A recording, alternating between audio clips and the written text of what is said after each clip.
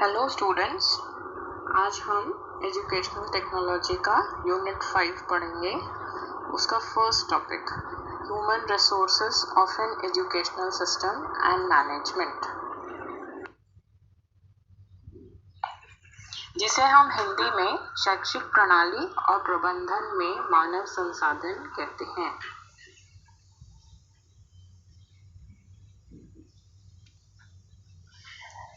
जैसा कि हमने देखा कि हमारे टॉपिक का नाम है ह्यूमन रिसोर्स मैनेजमेंट, तो इसमें जो टर्म्स यूज हो रहे हैं जैसे कि रिसोर्स मैनेजमेंट है ना, एजुकेशनल रिसोर्स मैनेजमेंट, पहले हम इसके मीनिंग को समझेंगे, उसके बाद हम आगे बढ़ेंगे। तो पहले है management. Management is a method of operation, यानी कि प्रबंधन जो है वो एक कार्य प्रणाली है। कैसे किसी कार्य को किया जाए, कैसे किसी कार्य को संपन्न किया जाए, उसे प्रबंधन कहते हैं। It is a method of operation, मतलब how you finish a work, how you actually do the work. Okay, it implies orderly thinking. प्रबंधन व्यवस्थित सोच को दर्शाता है। इट इम्प्लाइज ऑर्डरली थिंकिंग, मतलब हम किसी कार्य को करने जाते हैं तो व्यवस्थित सोच होनी चाहिए, एक प्रॉपर थिंकिंग होनी चाहिए कि इसके बाद हम ऐसा करेंगे, एक टाइप की प्लानिंग। तो जितनी अच्छी ऑर्डरली थिंकिंग होगी, व्यवस्थित सोच होगी, उतना अच्छा प्रबंधन कहलाया जाएगा। इसे हम ऐसे भी समझ सकते हैं कि what is to be done, how it is to be done, ये मैनेजमेंट बताता है। यानी कि क्या किया जाएगा, कैसे किया जाएगा, कब किया जाएगा, ऐसे सारे डिसीजंस भी हम किसी कार्य को करने के लिए जब लेते हैं तो उसे हम प्रबंधन के अंतर्गत रखते हैं। Next is resources. रिसोर्सेज माने संसाधन। Resources are things which fulfills our need and wishes. संसाधन वह कोई भी वस्तु है जो आवश्यकताओं और इच्छाओं की पूर्ति करता है। ये रिसोर्सेज किसी भी फॉर्म में हो सकते हैं। इंफॉर्मेशन, अगर हम किसी चीज़ के लिए हमें इंफॉर्मेशन की ज़रूरत है तो वो कार्य के लिए वो रिसोर्स कहलाएगा। अगर हम कुछ साधन चाहिए, हमें कुछ इक्विपमेंट्स चाहिए हमें, तो वो रिसोर्सेस कहलाएंगे। अगर हमें कुछ लोगों की ज़रूरत है तो वो ह्यूमन रिसोर्स कहलाएंगे, मानव संसाधन कहलाएंगे। तो resources can be in any form, ठीक है। Next we can see types of resources on the basis of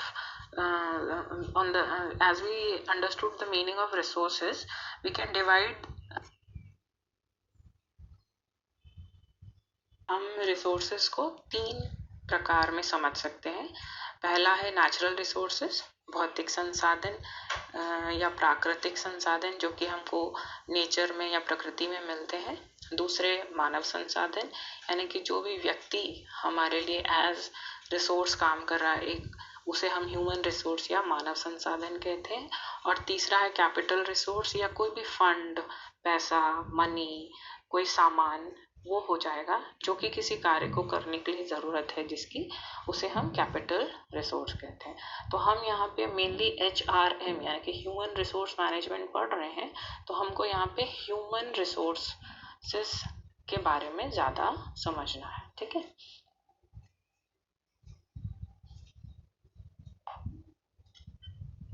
Human resources describe the people who make up the workforce of an organization, industry, business sector और economy। मानव संसाधन है ना, मानव संसाधन क्या होंगे? A set of individuals, व्यक्तियों का समूह जो कि किसी ऑर्गेनाइजेशन में, किसी संस्था में, किसी बिजनेस सेक्टर में या किसी फैक्ट्री में काम करने वाले जो भी लोगों का समूह है जो वहाँ पे कार्य करते हैं, वो सारे लोग वो सारे व्यक्ति, इंडिविजुअल्स, ह्यूमन रिसोर्स कहलाते हैं। Next is educational resource management.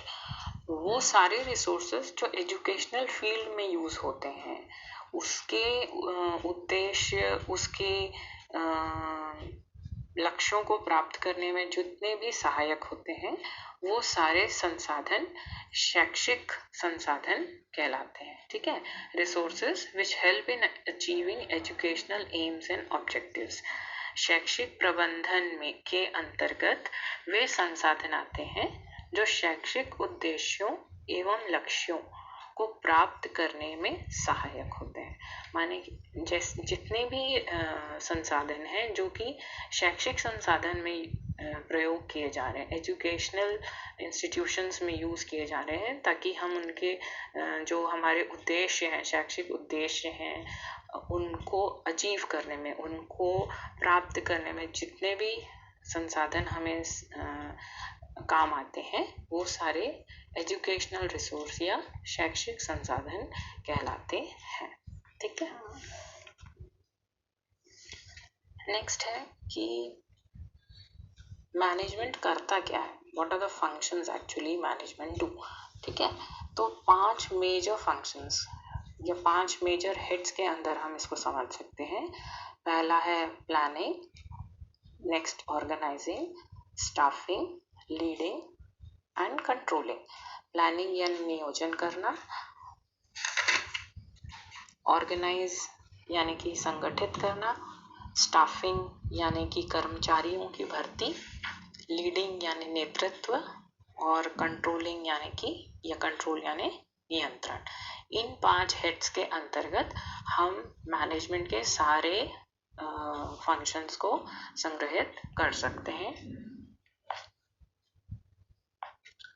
अब हम मैनेजमेंट के इन 5 फंक्शंस को इंडिविजुअली समझते हैं। जैसा पहले है प्लानिंग, नियोजन। जैसे मैंने पहले क्या कहा था कि मैनेजमेंट क्या है, कब क्या करना है, कैसे करना है, क्यों करना है ना, कब करना है, कहाँ करना है, ये सारे जो हमारे 7WH क्वेश्चंस हैं, उसके जो आंसर्स हैं, अगर वो हम पहले से चॉकआउट कर लेते हैं तो दैट इज प्लानिंग या नियोजन। यहाँ पे हम बहुत अच्छे अच्छे आइडियाज़ इंक्लूड कर सकते हैं, सबकी क्रिएटिविटी इंक्लूड कर सकते हैं, सबके विजन्स हम इंक्लूड कर सकते हैं, वो होता है प्लानिंग।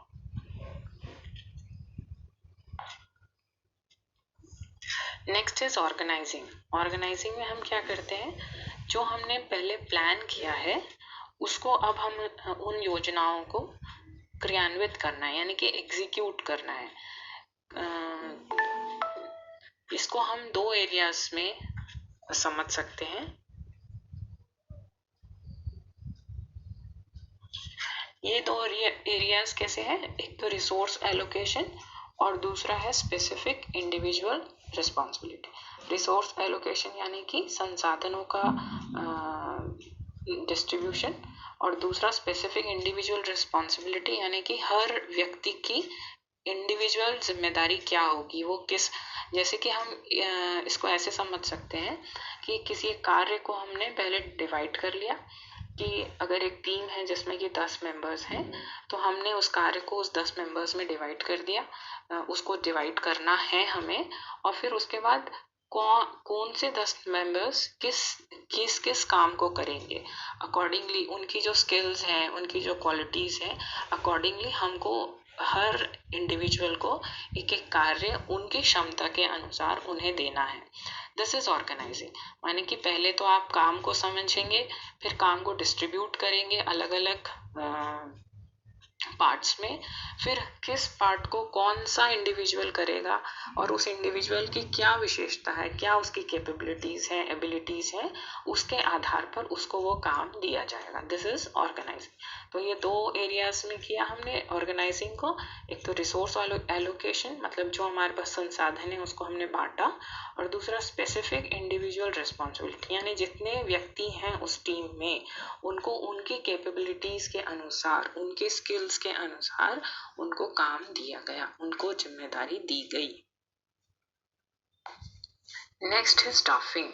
स्टाफिंग में हम ये देखते हैं कि ऑर्गेनाइजिंग में हमने ये देखा कि हमको क्या क्या काम करवाने हैं और कितने लोगों की ज़रूरत होगी और उन लोगों में क्या क्या स्किल्स होने चाहिए, ठीक है। नेक्स्ट स्टाफिंग में हम क्या देखेंगे कि हमारे पास जो स्टाफ मौजूद है उसमें इन कार्यों को करने के लिए स्किल्ड कौन कौन है। जैसे कि एग्जाम्पल लेते हैं आप लोग की मॉर्निंग असेंबली प्रेयर जो आप लोग करते हैं, तो पहले आप लोग सोच लेते हैं कि कल की थीम ये होगी और ये 10 ग्रुप मेंबर्स रहेंगे और किसी को न्यूज़ पढ़ना है, किसी को गाना गाना है, किसी को प्रेयर करना है, किसी को एंकरिंग करनी है, किसी को कंक्लूड करना है। ये आपके वर्क डिस्ट्रीब्यूशन होता है, ठीक है। और जब हम ये तो आपकी ऑर्गेनाइजिंग हुई कि आपका काम आपके पास 10 लोग हैं और आपके पास ये काम है। पर स्टाफिंग में क्या होगा, कौन अच्छा गाता है उसको आप गाने के लिए बोलेंगे, कौन अच्छा वॉइस है, किसका लैंग्वेज कमांड अच्छा है उसको आप एंकरिंग देंगे, किसकी वर्ड्स क्लियर बोलता है उसको आप न्यूज़ बोलेंगे देंगे। तो आप स्टाफिंग कैसे कर रहे हैं, जिसकी जो स्किल है, जिसकी जो स्पेशलिटी है उसके अकॉर्डिंग उसको वो काम दिया जाएगा। तो आपको अपने ग्रुप मेंबर्स में से सही का उस पर्टिकुलर काम के लिए सही एम्प्लॉई या इंडिविजुअल को सिलेक्ट करना, दैट इज स्टाफिंग, और उसको अपॉइंट करना उस पर्टिकुलर काम के लिए, that is staffing. Next is leading, यानी कि लीडर का चुनाव करना, ठीक है। किसको लीडर बनाना है ऑफ दैट पर्टिकुलर ग्रुप। जो हमारे इंडिविजुअल टीम है, एक टीम है जिसमें कि 10 इंडिविजुअल्स हैं, उसका लीडर कौन रहेगा, दैट इज लीडिंग।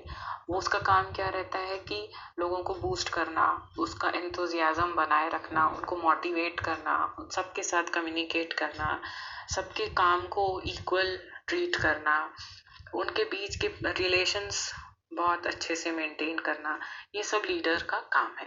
जिस भी जो लीडर होगा उसमें ये सारे गुण पाए जाने चाहिए, तब उसे हम लीडर अपॉइंट करते हैं।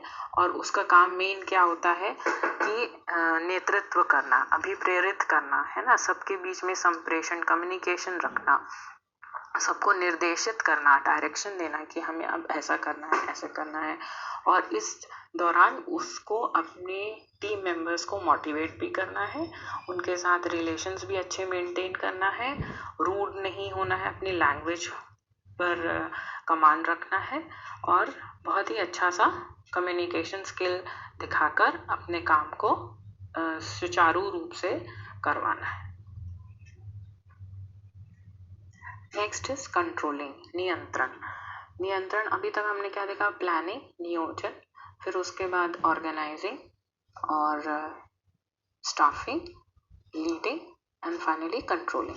कंट्रोलिंग यानी नियंत्रण। यहाँ पे हम क्या कर रहे हैं कि हमने हमारा काम कैसे चल रहा है, कितना प्रोग्रेस किया है और जैसा हमने प्लान किया था वैसा हो रहा है कि नहीं, हमारे ऑब्जेक्टिव्स फुलफिल होंगे कि नहीं, हम ऑफ द ट्रैक तो नहीं चले गए, हम स्लो तो नहीं हो गए। ये सारा इवैल्यूएशन, मेजरमेंट एंड करेक्शन, इन 3 चीज़ों को हम कंट्रोलिंग के अंतर्गत रखते हैं। ये कंट्रोलिंग बहुत ज़्यादा ज़रूरी है ताकि जो हमारा मैनेजमेंट है वह बहुत अच्छा स्मूथली रन करे। ये बहुत इम्पॉर्टेंट फंक्शन है मैनेजमेंट का। इसके कारण और कंट्रोलिंग का मेन फंक्शन क्या है कि उद्देश्यों को, हमारे जो ऑब्जेक्टिव्स हैं वो प्रॉपरली हमको अचीव हो रहे हैं कि नहीं, और कोई डिले तो नहीं हो रहा है, हम ऑफ द ट्रैक तो नहीं चले गए हैं। इन सब चीज़ों के बारे में ध्यान रखना इसी कंट्रोलिंग प्रोसेस के दौरान किया जाता है। नेक्स्ट हम आते हैं कैरेक्टरिस्टिक्स ऑफ मैनेजमेंट, प्रबंधन की विशेषताएं। इसमें पहला पॉइंट है नेसेसिटी, आवश्यकता।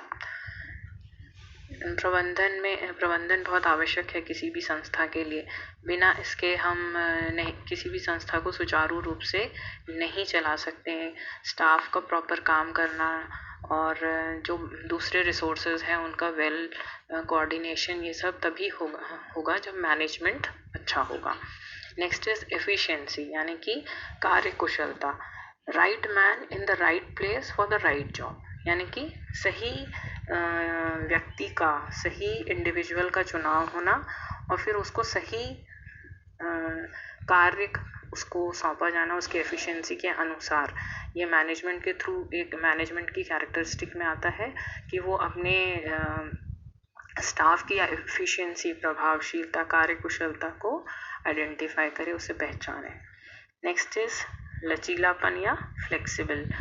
जितना मैनेजमेंट फ्लेक्सिबल रहता है, जितने उसके पास ऑल्टरनेट ऑप्शंस रहते हैं, उतना ही वो डायनामिक काम कर सकता है, उतने ही उसके जो रिजल्ट्स दिखते हैं वो बहुत अच्छे होते हैं। अगर ज़्यादा रिजिड होगा अगर मैनेजमेंट, तो वहाँ के जो इंडिविजुअल्स हैं, जो वर्कर्स हैं, जो स्टाफ है, वो उतने लिबरली काम नहीं कर पाएगा। जितनी ज़्यादा फ्लेक्सिबल होगी मैनेजमेंट, जितने ज़्यादा ऑल्टरनेट ऑप्शंस रखेगी अपने पास, उतना ज़्यादा अच्छा फ्लेक्सिबल मैनेजमेंट हो पाएगा। Next is get the work done, कार्य का संपन्न होना। मैनेजमेंट का सही अर्थ क्या है? कार्य को कैसे भी करके संपन्न होना चाहिए, वो कार्य संपन्न होना चाहिए। Getting the work done, this is the most important part of management. वो कैसे भी होना चाहिए, चाहे वो किसी इंडिविजुअल के द्वारा हो, चाहे वो ग्रुप ऑफ पीपल के द्वारा हो, टीम मेंबर्स के द्वारा हो, कैसे भी हो, पर कार्य संपन्न होना चाहिए। नेक्स्ट इज इंटीग्रेटेड प्रोसेस, संगठित प्रक्रिया। ये क्या चीज़ है? जब हम टीम में काम करते हैं तो हर किसी को अलग अलग काम दिया जाता है। फिर जो हेड रहता है या लीडर रहता है, वो एंड में सारे जो फंक्शंस हैं, जो ड्यूटीज़ मिली हैं सबको इंडिविजुअली, उन सबको वापस से समेटता है, सबको कंबाइन करता है और सबके टास्क को सक्सेसफुली हुआ है कि नहीं इस चीज़ का ध्यान रखता है। तो दैट इज़ इंटीग्रेटेड एफर्ट्स, है ना। तो सबके काम जब मिल जाते हैं, जब तब एक टीम का काम फिनिश होता है। जब सारे मेंबर्स के काम फिनिश हो जाते हैं, तब एक टीम का काम फिनिश होता है। तो management is a type of integrated process, जिसमें कि बहुत से लोग काम करते हैं, अलग अलग काम करते हैं, और जब वो आखिरी में आके जुड़ते हैं आपस में, तो एक बड़ा कार्य संपन्न होता है। Next is it is an invisible process, अदृश्य प्रक्रिया है। यानी कि इसको हम ऐसे समझते हैं, जैसे आप लोग स्कूल जाते हैं पढ़ाने के लिए इंटर्नशिप में, तो लेसन प्लान्स बनाते हैं। जब आप क्लास में पढ़ाते हैं तो क्या स्टूडेंट्स को पता रहता है कि आप लेसन प्लान बनाए हैं? नहीं, वो आपके पास होता है। तो प्लानिंग आपने की हुई रहती है, लेकिन वो पता नहीं चलता है स्टूडेंट्स को कि प्लानिंग की गई है। तो that is an invisible process. Same thing management में भी, जैसे कि आपने देखा होगा एकेडमिक कैलेंडर्स बनते हैं, टीचर्स आपको पढ़ाने आने से पहले प्लानिंग करते हैं। तो ये सब चीज़ें हमको पता नहीं होती हैं, लेकिन it is still going on there. तो therefore management is a invisible process.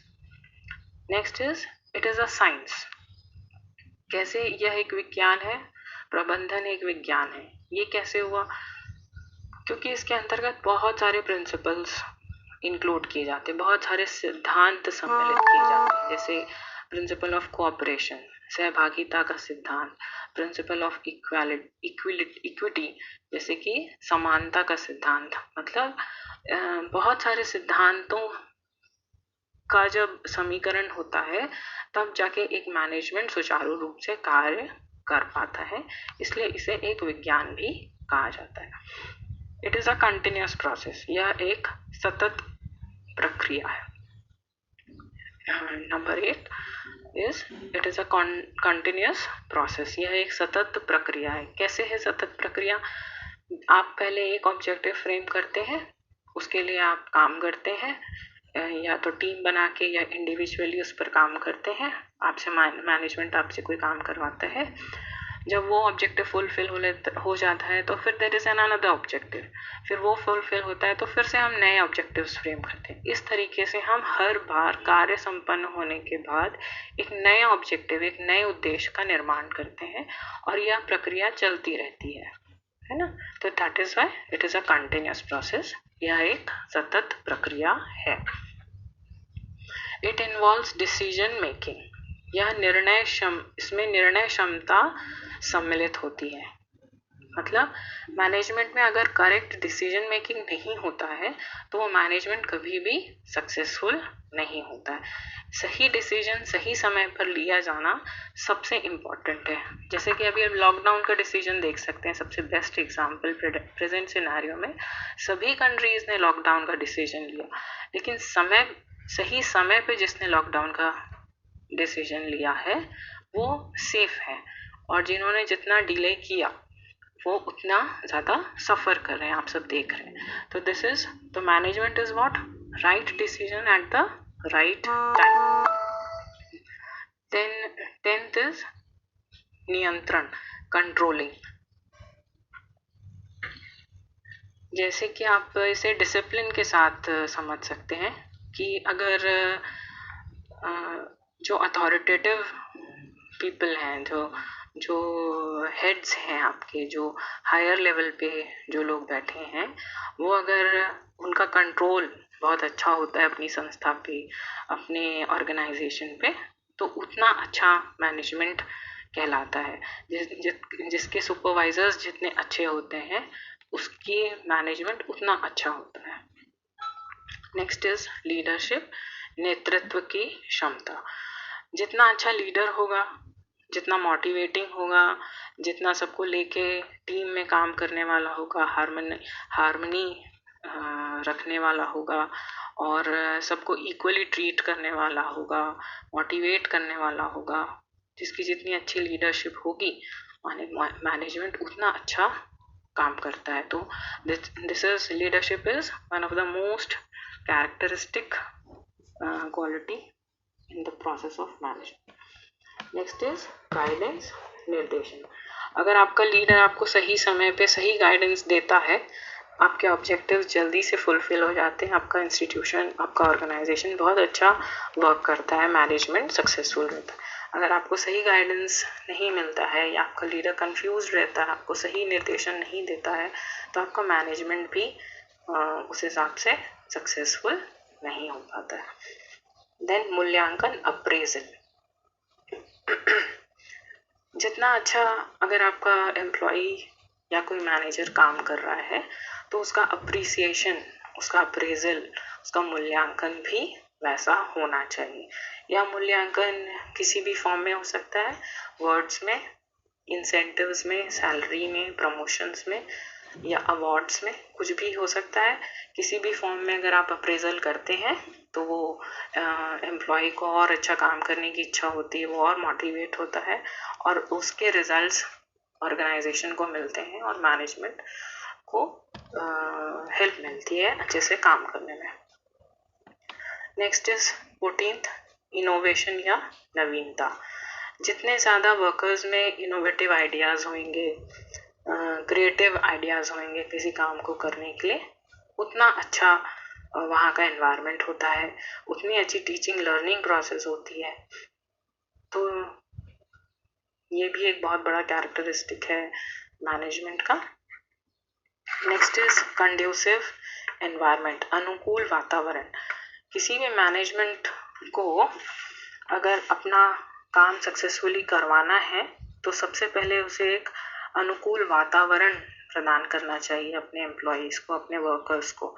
एक healthy environment, healthy working environment अगर मिलता है एक एम्प्लॉई को तो उतना अच्छा वो काम करता है।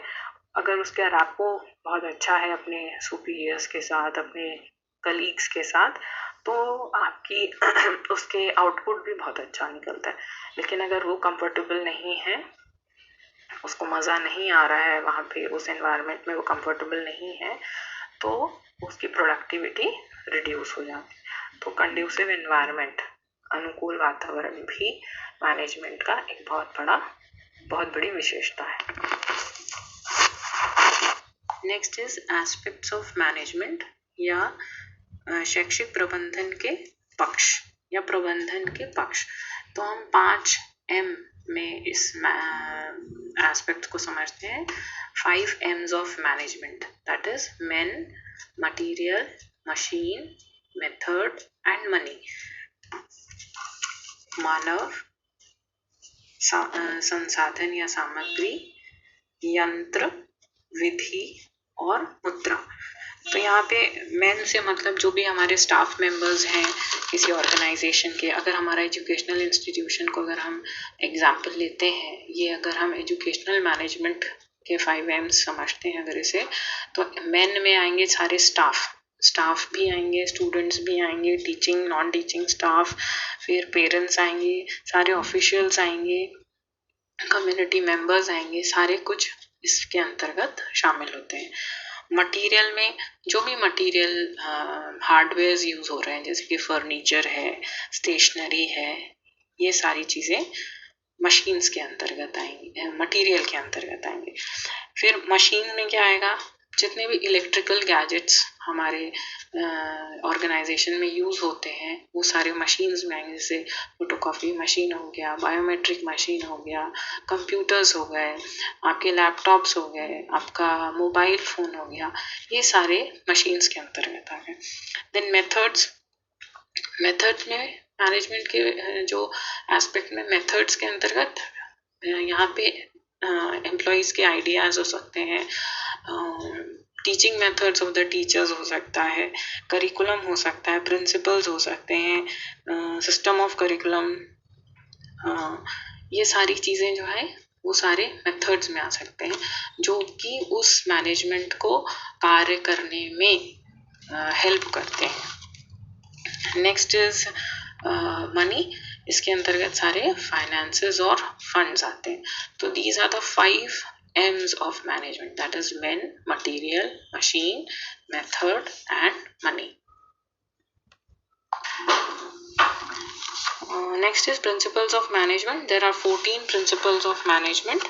Number 1, division of labor, कार्य का विभाजन। इसके अंतर्गत ये कहा गया है कि कार्य को जितना अधिक लोगों में विभाजित किया जाता है उतना काम अच्छे से और सुचारू रूप से होता है। और जब ये काम बांटा जाता है तो जो एम्प्लॉई है या इंडिविजुअल है उसको उसकी स्किल के अकॉर्डिंग उसका काम दिया जाना चाहिए। Next is principle of authority and responsibility, अधिकार तथा उत्तरदायित्व का सिद्धांत। इसमें कहा गया है अधिकार का प्रवाह उत्तरदायित्व से होता है। Authority comes through responsibility.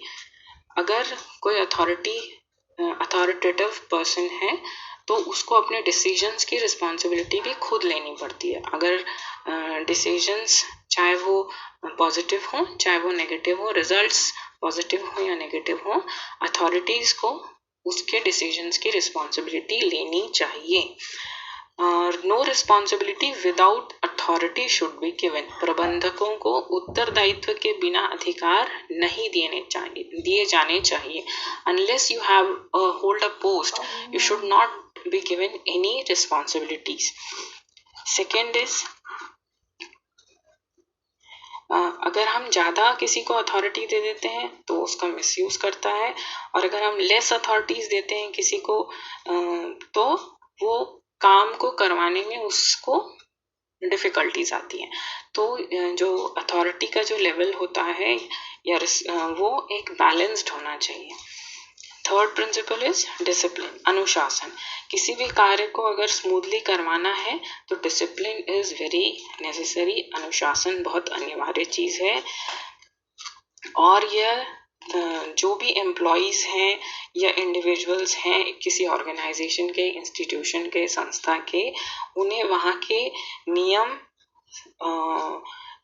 Rules, regulation सब कुछ पता होना चाहिए। और अगर वो उसको फॉलो नहीं करते हैं तो उन्हें दंड भी दिया जाना चाहिए, पनिशमेंट्स भी दिए जाने चाहिए। नेक्स्ट इज प्रिंसिपल नंबर 4, आदेश की एकता, यूनिटी ऑफ कमांड। किसी भी एम्प्लॉय को एक ही अधिकारी से निर्देश मिलने चाहिए।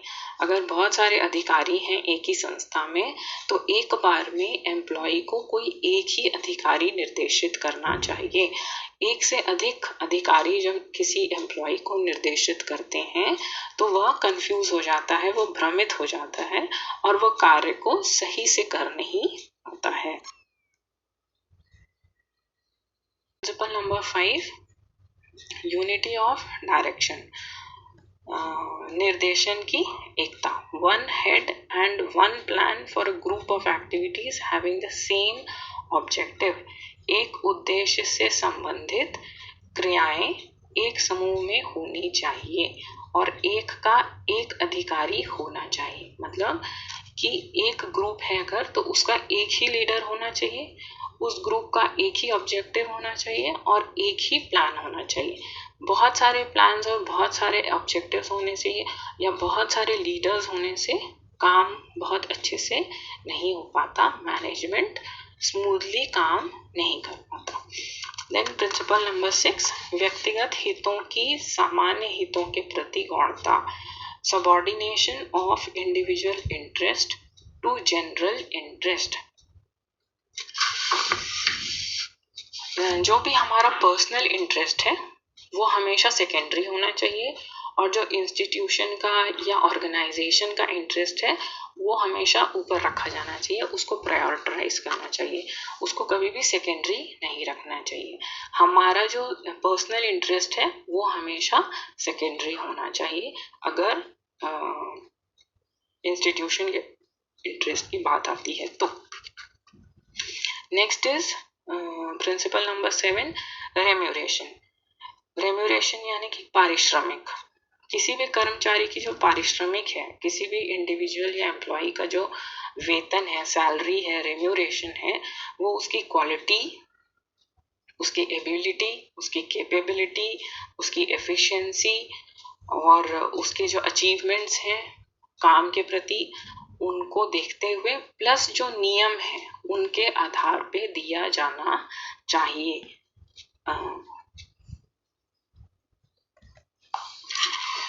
नेक्स्ट इज प्रिंसिपल नंबर 8, केंद्रीकरण या सेंट्रलाइजेशन। इस प्रिंसिपल के according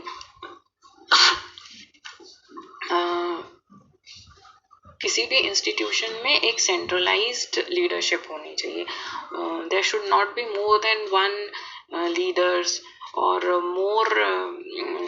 more than one officials or administrators.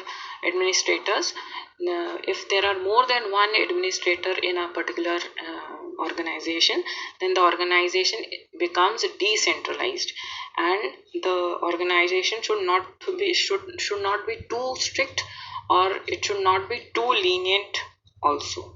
So there should be a balance. मतलब किसी भी संस्था में विकेंद्रीकरण नहीं होना चाहिए, एक से अधिक हाथों में सत्ता नहीं दी जानी चाहिए, एक ही के हाथों में रहनी चाहिए और जो अधिकारी हैं वो ना तो बहुत स्ट्रिक्ट हो और ना ही बहुत लीनियंट हो। नेक्स्ट इज प्रिंसिपल नंबर 9, सोपान श्रृंखला या स्केलर चेन। इसके अकॉर्डिंग जो अधिकार हैं, जो ऑफिसर्स हैं, जो एडमिनिस्ट्रेटिव पोस्ट के जो राइट्स हैं वो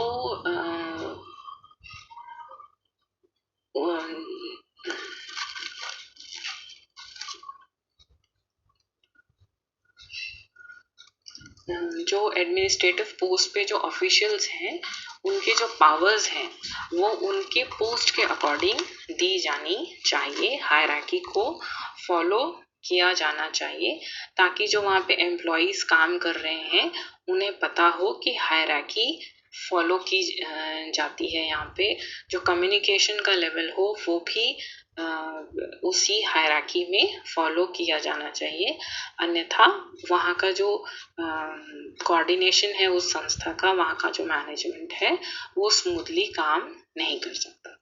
then principle number 14, then principle number 10, order, व्यवस्था।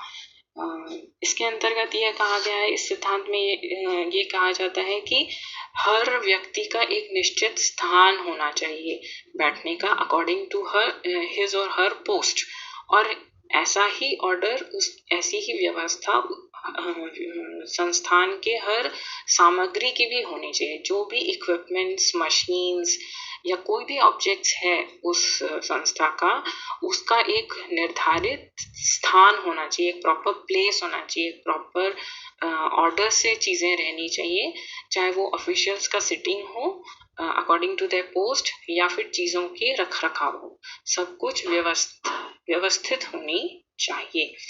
Then principle of equity number 11, इसमें कहा गया है कि किसी भी कर्मचारी के साथ कोई भी पक्षपात या अन्याय नहीं होना चाहिए,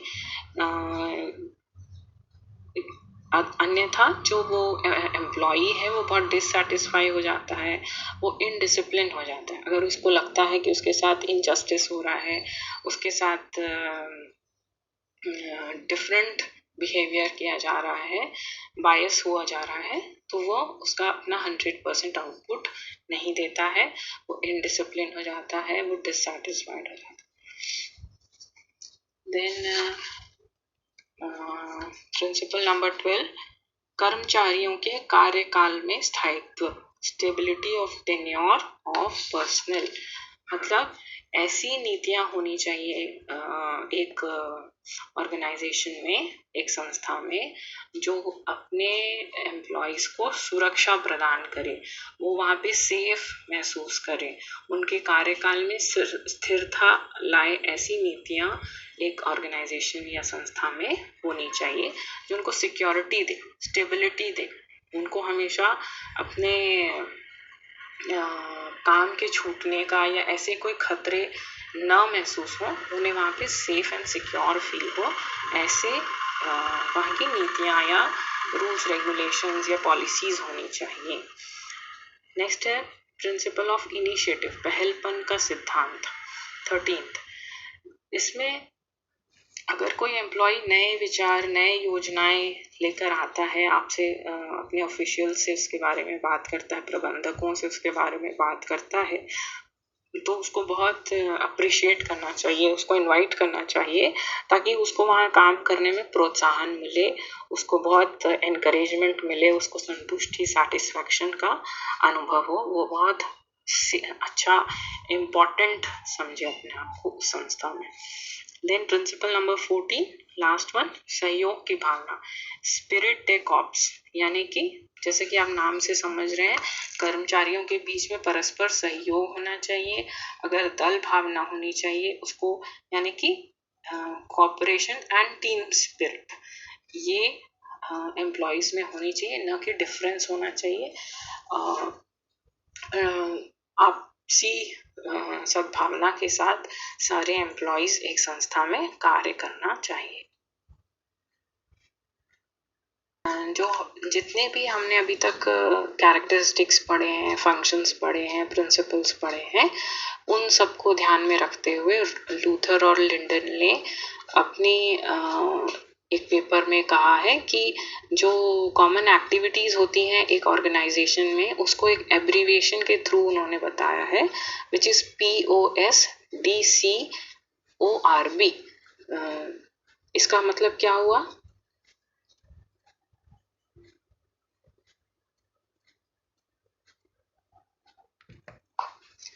जिसका मतलब है P for planning, O for organizing, S for staffing, D for directing, O मतलब coordinating, reporting and budgeting.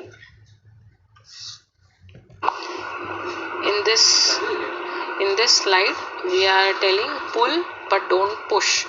Here Luther and Lindell said कि we should pull the employees and not push them. Pull means lead the people, मतलब आप उनको अपने साथ लेके चलिए, आप उनको मोटिवेट करिए, आप उनको असिस्ट करिए, इंस्पायर करिए, पर पुश मत करिए। पुश इन द सेंस कि पीछे आप ऑर्डर्स दे रहे हैं और काम करने के लिए बोल रहे हैं, ऐसा ना करके आप उनके साथ होके काम करिए, उनको अभिप्रेरित करिए, उनको सहायता दीजिए, तब काम अच्छे से होगा, मैनेजमेंट सुचारू रूप से काम कर पाएगा। Next is educational management. अभी तक हमने जितने भी कैरेक्टरिस्टिक्स, फंक्शंस, प्रिंसिपल्स सब पढ़े हैं वो मैनेजमेंट के पढ़े हैं, एक ऑर्गेनाइजेशन में पढ़े हैं। अब यही जब एक एजुकेशनल ऑर्गेनाइजेशन में होता है, एजुकेशनल इंस्टीट्यूशन में होता है, तब हम उसको एजुकेशनल मैनेजमेंट कह सकते हैं, यानी कि शैक्षिक प्रबंधन कह सकते हैं। So now how can we define educational management?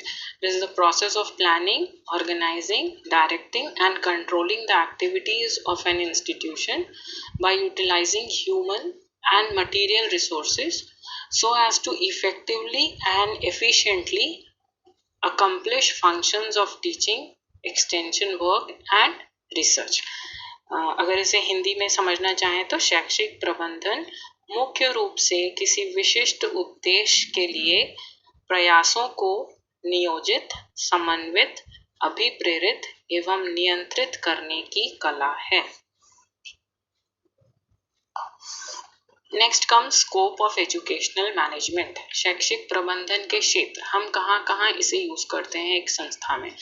It helps in decision making and solving problems, यानी कि निर्णय लेने में और समस्या समाधान में, communication and managing information and building effective teams, संप्रेषण में और दल बनाने में, providing human equipments, that is supervisors, teachers, non-teaching staff, office workers, providing material equipment such as building furniture, lab, library, museum, etc. in an effective way, यानी कि मानव संसाधन प्रदान करने में, जैसे कि शिक्षक, ऑफिस स्टाफ हो गए, आपके सारे यंत्र हो गए, सारी सामग्रियां हो गई, बिल्डिंग हो गया, फर्नीचर हो गया, लैब, लाइब्रेरी, पुस्तकालय, म्यूजियम, ये सारी चीज़ें हम ह्यूमन इक्विपमेंट्स या रिसोर्सेज के अंतर्गत इंक्लूड करते हैं।